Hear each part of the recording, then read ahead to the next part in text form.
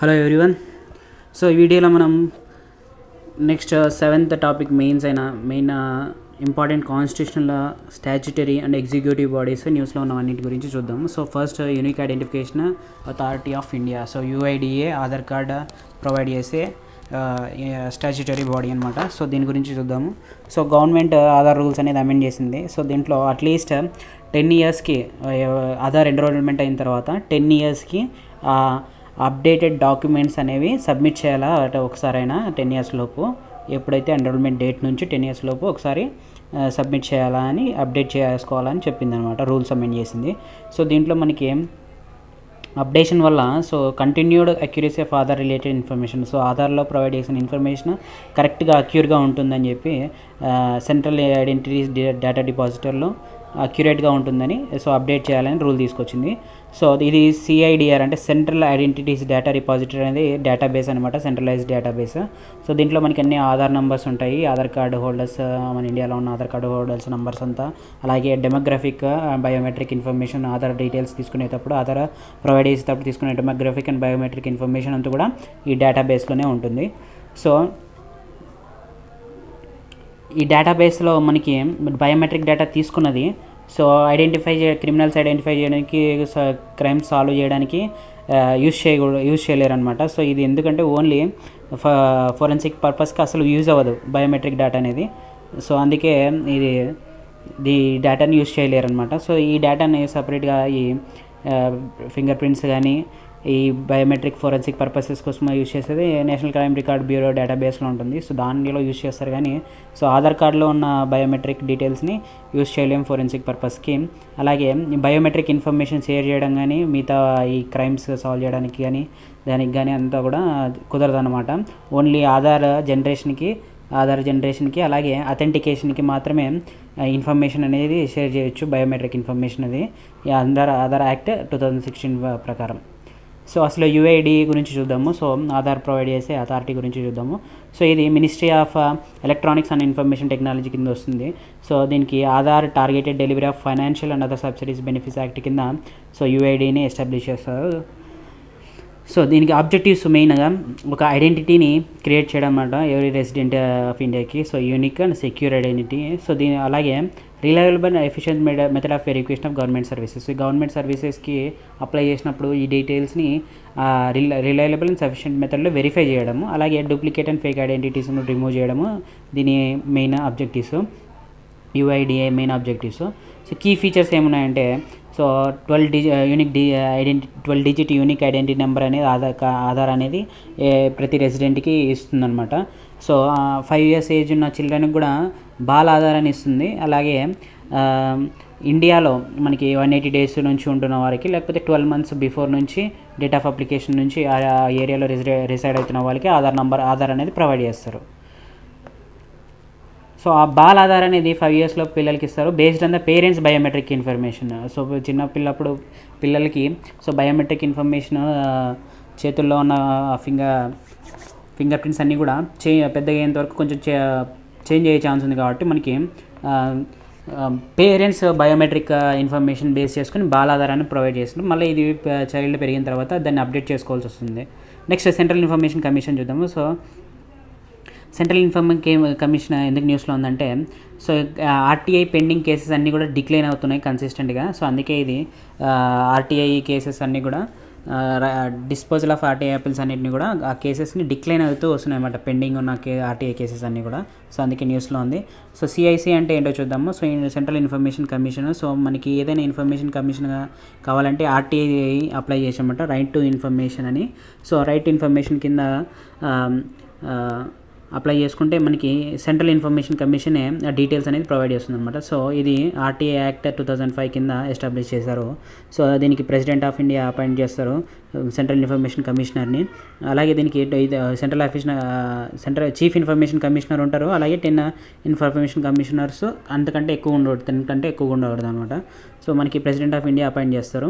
So దీంట్లో recommendation కమిటీలో మనకి ప్రైమ్ మినిస్టర్ చైర్పర్సన్గా ఉంటారు, leader of opposition in Lok Sabha and union cabinet minister nominated by PM. వీళ్ళంతా కూడా రికమెండేషన్ కమిటీలో ఉంటారు. అలాగే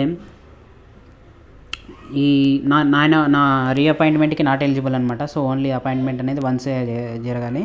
సో ఫంక్షన్ చూస్తే దీనికి సివిల్ కోర్ట్కి ఏవైతే పవర్స్ ఉన్నాయో సో సెంట్రల్ ఇన్ఫర్మేషన్ కమిషన్కి కూడా అదే పవర్స్ ఉన్నాయి. సో ఎవరినైనా కానీ సమ్మన్ చేయొచ్చు రిక్వైరింగ్ ద డాక్యుమెంట్స్ కావాలని ఎవరినైనా సమ్మన్ చేయొచ్చు అనమాట, ఏ పబ్లిక్ అథారిటీ కానీ ప్రైవేట్ అథారిటీ కానీ.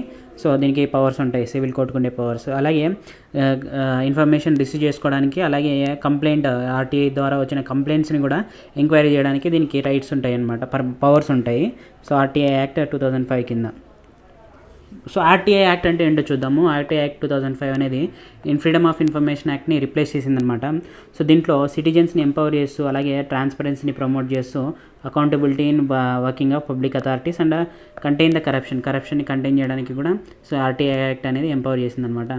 సో ఆర్టీఐ యాక్ట్ 2005 ప్రకారము salary of central chief information commissioners అనేవి చీఫ్ ఎలక్షన్ కమిషనర్కి అలాగే ఎలక్షన్ కమిషనర్కి రెస్పెక్టివ్గా సేమ్గా ఈక్వలెంట్గా ఉంటాయి. సో తర్వాత మనకి ఆర్టీఐ బిల్ 2019 ఈ ఈక్వలెంట్ శాలరీ అనేది రిమూవ్ చేసేసి సెంట్రల్ గవర్నమెంట్కి ఇచ్చేసింది పవర్స్ అనేది, సో శాలరీ ఎంత ఉండాలని.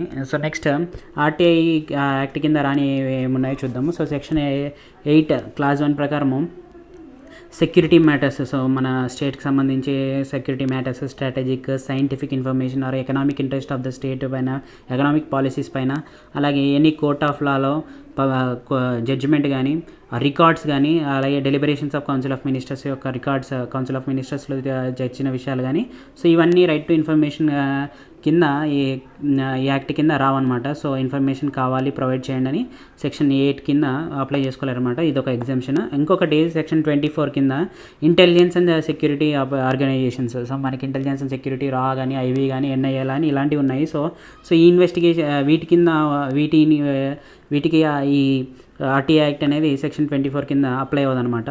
సో కరప్షన్ అలిగేషన్ కానీ, హ్యూమన్ రైట్స్ వైలేషన్స్ అన్నీ కూడా మనకి అలిగేషన్స్, కరప్షన్, హ్యూమన్ రైట్స్ వైలేషన్స్కి మాత్రం సంబంధించే యాక్ట్ అవుతుంది, కానీ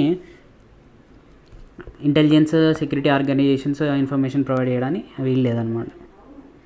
so next Indian investigation agencies చూద్దాము. సో ఎందుకు ఇది న్యూస్లో ఉందంటే చీఫ్ జస్టిస్ ఆఫ్ ఇండియా వీటన్నిటికీ ఒక అంబ్రెల్లా ఇన్స్టిట్యూషన్ అనేది, ఒక ఇండిపెండెంట్ అంబ్రెల్లా ఇన్స్టిట్యూషన్ అనేది ఇన్వెస్టిగేషన్ ఏజెన్సీస్ అన్నిటికి కూడా ఒక అంబ్రెల్లా ఇన్స్టిట్యూషన్ ఏర్పాటు చేయాలని పిలిపించారన్నమాట. సో అందుకే న్యూస్లో ఉంది. So central CBI, ED, serious fraud investigation office ఇవన్నీ కూడా ఒక దాని కింద ఉంటే బాగుంటుందని చెప్పి ఒక ఇండిపెండెంట్ అంబ్రెల్లా ఇన్స్టిట్యూషన్ని ఏర్పాటు చేయాలని సీజేఐ పిలిపించారు. సో అందుకే ఇది న్యూస్లో ఉంది.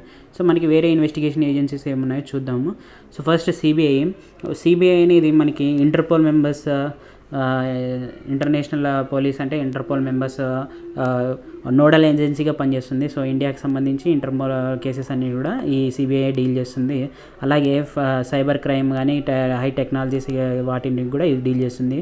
అలాగే సెంట్రల్ విజిలెన్స్ కమిషన్కి, లోక్పాల్కి కూడా ఇది అసిస్టెన్స్ ప్రొవైడ్ చేస్తుంది. అలాగే కరప్షన్, పబ్లిక్ లైఫ్లో కరప్షన్ యాక్టివిటీస్ కానీ, ఎకనామిక్ వైలెంట్ క్రైమ్స్ అన్నిటి కూడా సో ఇది డీల్ చేస్తుంది. సో దీనికి 2 years టర్మ్ ఉంటుంది మా డైరెక్టర్ ఆఫ్ సిబిఐకి.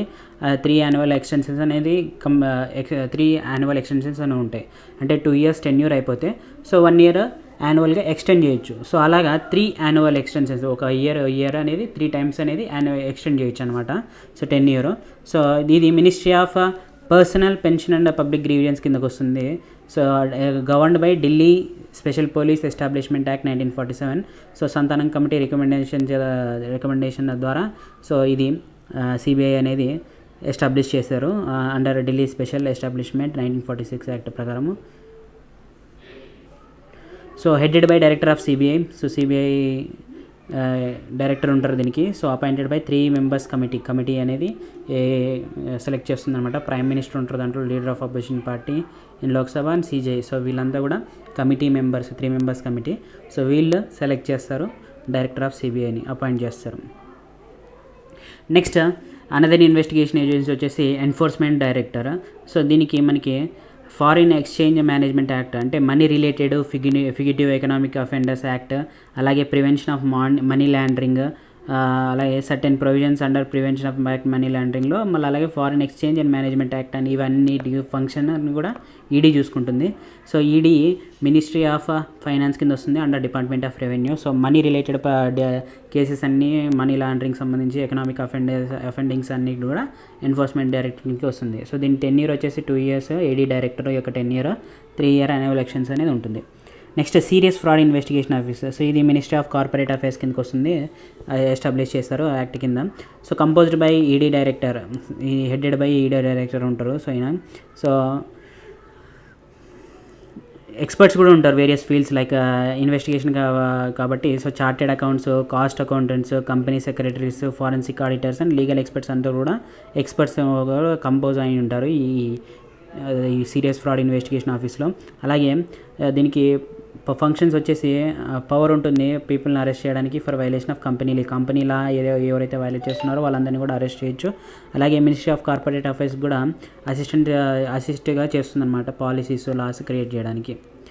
సో ఇది మెయిన్గా కంపెనీ లా యాక్ట్ కింద కంపెనీ లాని వైలేట్ చేసే వాళ్ళని అరెస్ట్ చేస్తుందని meaning. Next NIA. So NIA అనేది సుమోటుగా క్రిమినల్ టెర్రరిస్ట్ కేసెస్ అన్నీ కూడా, cyber terrorism, prohibition of arms control అన్నీ కూడా. సో ఇది సుమోటో కేసు కింద మన ఇండియాలో ఏదైనా టెర్రరిస్ట్ యాక్టివిటీ జరిగితే ఎన్ఐఏ అనేది సుమోటోగానే తీసుకుంటుంది అనమాట ఆటోమేటిక్గా. సో ఎస్టాబ్లిష్మెంట్ అనేది మినిస్ట్రీ ఆఫ్ హోమ్ అఫైర్స్ కింద ఎస్టాబ్లిష్ చేశారు 2008లో. ఇది headed by director general who is appointed by government of India. So government of India appoint చేసిన తర్వాత డైరెక్టర్ జనరల్ హెడ్ చేస్తారు దీనికి. సో దీనికి పవర్స్ ఉంటాయి, మన టెర్రర్ యాక్టివిటీస్ కంట్రీ అంతా కూడా ఇదే డీల్ చేస్తుంది. అలాగే human trafficking, offences related to counter currency or bank notes అంటే దొంగ నోట్ల వ్యాపారము, అలాగే manufacturers sale of prohibited arms. So ఏవైనా ఆర్మ్స్ ప్రొహిబిషన్ చేస్తుంటే కామన్ సివిల్ పర్పసెస్కి, సో అలాంటివి సేల్ చేసినాయని అరెస్ట్ చేస్తుంది. So cyber terrorism. Next offence under explosive substances, బాంబులు తయారు చేయడం కానీ, కెమికల్స్ లాంటివి ఎక్స్ప్లోజివ్ తయారు చేసినా కానీ సో దీని కిందకే కేసెస్ అనేది ప్రోబ్ చేస్తుంది అనమాట NIA. So technical and operational support కూడా ఇస్తుంది మిగతా లా ఎన్ఫోర్స్మెంట్ ఏజెన్సీస్ అన్నిటికి కూడా ఎన్ఐఏ. సో సిబిఐ అనేది 3 types ఆఫ్ కేసెస్ని ఇన్వెస్టిగేషన్ చేస్తుంది. దాంట్లో ఒకటి యాంటీ కరప్షన్ అనేది. So public officials, employees of union గవర్నమెంట్కి అగెనిస్ట్గా కరప్షన్ కేసెస్ ఫైల్ అయితే దాన్ని సంబంధించి కూడా డీల్ చేస్తుంది. అలాగే సిబిఐ అనేది related to investigation of offences under prevention of corruption act lies with CVC.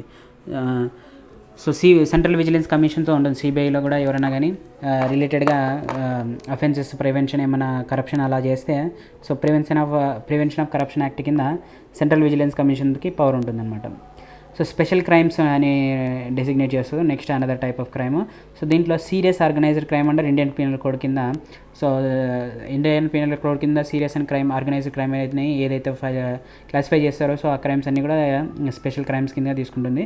So ఇది స్టేట్ యొక్క రిక్వెస్ట్ పైన లేకపోతే ఆర్డర్స్ ఆఫ్ సుప్రీం అండ్ హైకోర్ట్స్కైనా ఈ కేసుని తీసుకుంటుంది అనమాట CBI. Next economic offences, financial malfeasance అంటే bank frauds, money laundering, black money operations ఇవన్నీ కూడా ఎకనామిక్ అఫెన్సెస్ కింద సిబిఐ డీల్ చేస్తుందన్నమాట.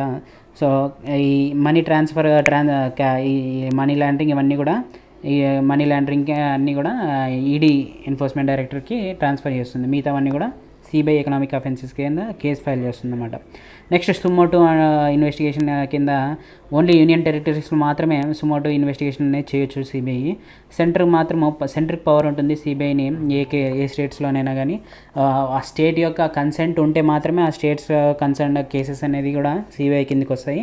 అలా లేకపోతే సుప్రీంకోర్టు, హైకోర్టు ఆర్డర్ ద్వారా సో ఎన్ని కంట్రీలో ఉన్నా ఏ చోట అయినా కానీ సో కేసుని సిబిఐ తీసుకోవచ్చు అన్నమాట. సో అదర్ ఇంపార్టెంట్ న్యూస్లో మనకి central vigilance commission, press council of India 2 ఉన్నాయి. సో సురేష్ పటేల్ రీసెంట్లీగా న్యూ సిబిఐగా ఛార్జ్ తీసుకున్నారు కాబట్టి న్యూస్లో ఉంది. సో సెంట్రల్ విజిలెన్స్ కమిషన్ అనేది 1964లో కమిటీ ఆన్ ప్రివెన్షన్ ఆఫ్ కరప్షన్ని ప్రివెంట్ చేయడానికి ఈ కమిటీ ద్వారా మనకి 1964లో ఎస్టాబ్లిష్ చేశారు. సో ఇది ప్రెసిడెంట్ ఆఫ్ ఇండియా అపాయింట్ చేస్తారు సిబిసిని.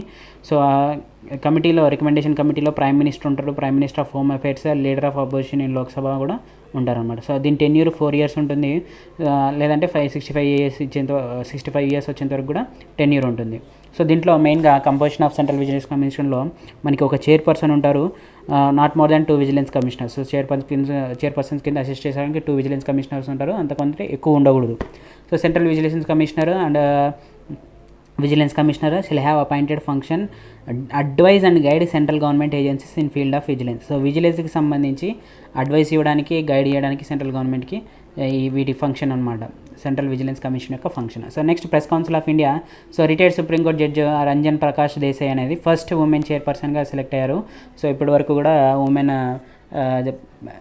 ఉమెన్ అనేది సెలెక్ట్ అవ్వడం లేదన్నమాట చైర్పర్సన్గా. సో ఈమె first Ranjana Prakash Desai press council of ఇండియాగా chairperson of press council of ఇండియాగా సెలెక్ట్ అయ్యారన్నమాట. సో ఇది ప్రెస్ కౌన్సిల్ ఆఫ్ ఇండియా అనేది 1978లో ఎస్టాబ్లిష్ చేశారు. దీనికి 3 years టెన్యూర్ ఉంది. So chairman who has convention been retired as a supreme court judge and 28 members. Supreme court జడ్జిగా రిటైర్ అయిన వాళ్ళు అలాగే మిగతా 28 members కూడా ఈ ప్రెస్ కౌన్సిల్ ఆఫ్ ఇండియాలో మెంబర్స్గా ఉంటారు. సో మనకి లోక్సభ స్పీకర్ అలాగే Rajya Sabha chairman and member elected by PCI వీళ్ళంతా కూడా చైర్మన్ని సెలెక్ట్ చేసుకుంటారు. So 5 members from parliament, 3 nominated by Lok Sabha and 2 nominated by chairman of Rajya Sabha అంతా కూడా కంపోజ్ అయ్యి ఉంటారు ఇక్కడ. నెక్స్ట్ దీని ఫంక్షన్స్ ఏంటి అంటే press council of India main functions ప్రెస్కి వాచ్ డాగ్గా వర్క్ చేస్తుంది, అలాగే for press and by press. So press నుంచి వచ్చే వాటికి అలాగే ప్రెస్ చేత కూడా ఇది వాచ్ డాగ్గా ఉంటుందన్నమాట. Next adjudicate complaints against and by press for violation of ethics and freedom of press respectively. So freedom of ప్రెస్ని రెస్పెక్ట్ చేస్తూ ఎథిక్స్ ఫాలో అయ్యే వాటికి, అలాగే ఏదైనా ప్రెస్కి ఆపోజిట్గా కేసెస్ ఉన్నా కానీ, అలాగే ప్రెస్ పైన కేసెస్ ఉన్నా, ఈ ప్రెస్ వేరే వాటిపైన కేసెస్ ఉన్నా కానీ వాటిని కూడా అడ్జుడికేట్ చేస్తుంది అనమాట ప్రెస్ కౌన్సిల్ ఆఫ్ ఇండియాని.